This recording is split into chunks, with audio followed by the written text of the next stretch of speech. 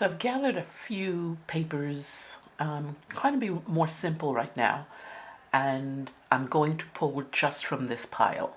I'm going to, as you see, as I'm going along, I'm just testing things out. I knew that I did want to use the word adventure in this two-page spread, and just going from there. And other than knowing that I want to use a particular color or a set of papers, like I said before, I kind of work very organically and want to be able to pull from what I have in front of me and use that. This is a piece of deli paper that I had printed. Unfortunately, at this point, I zoomed in but forgot to refocus the camera. So it's a bit blurry, but you can still see how I created this page spread. So the photograph I'm going to be using in this one that you'll see me print in a minute is one of the rooms in our house that are full of boxes. This was a time when we just moved into our new um, apartment and a bigger space for me and a studio for me, which is really nice, very, very nice.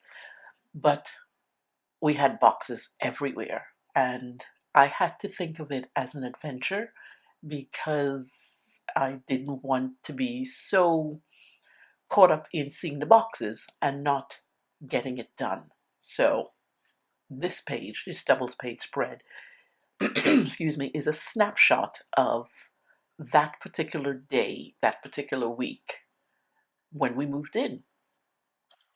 And here I found this phrase, life remastered, and I thought that actually sums up the adventure we are now going on.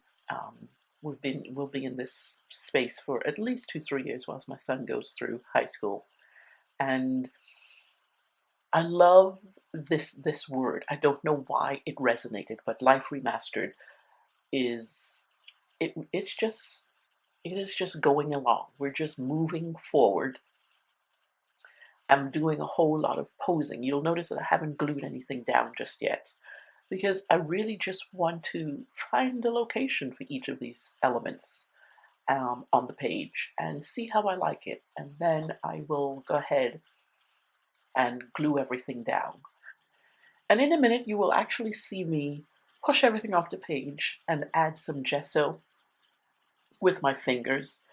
And I tell you, at the time start putting this gesso down, it made sense to me to put the gesso down and to dry it because my intention was to put paint on top of that and the paint would adhere better to the gesso, giving it a vibrancy. The color underneath would give it vibrancy. So couldn't tell you, I must have forgotten. So in case you see I put gesso down and wondering why, you now know the original reason. Anyway, so now I am gluing down the elements to the page, and I tend to work like this a lot more, kind of testing things out and figuring out, and sometimes things don't go in the same place as my testing, or I might come back after I've finished all of this, which I did in this case, and add other elements, add other things. I never did add paint, which is so funny, but I never did. And when you're doing your visual journaling in your booklet or whatever you're doing yours in, be aware of being present. This is a big part of, for me, and I want that to be a part for you as well. Be present as you're working through this. This actually took probably from start to finish, probably about 20 minutes. So for 20 minutes, I got to be involved. Decisions were made off the cuff. Um, Nothing else came into my thought process unless it had to do with this double page spread.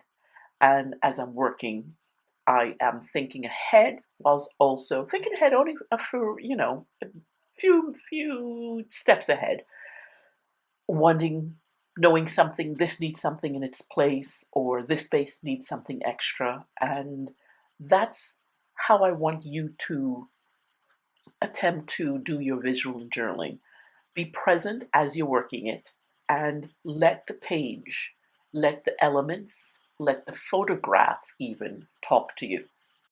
I had so many ideas coming into this page spread, and as you can see, it turned out so very simple. It spoke exactly what I needed it to. It is a snapshot of an adventure. That's all there is to it. Here you can see I am pulling up the image. That white case you see is actually a printer. It's an LG printer. I'll put the link below for the printer, this particular printer.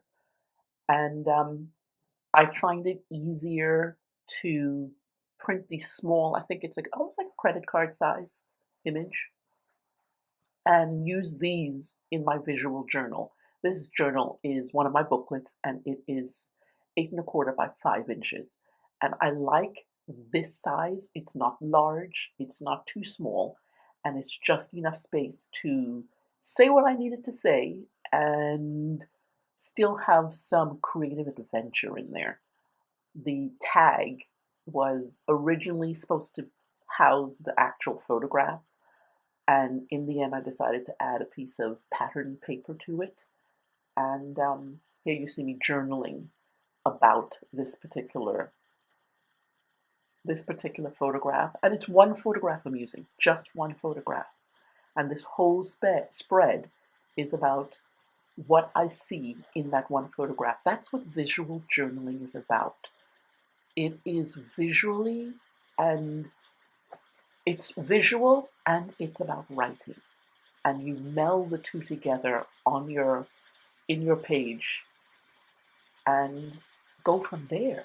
It is bringing up the heart, writing the words, and making something that says, this happened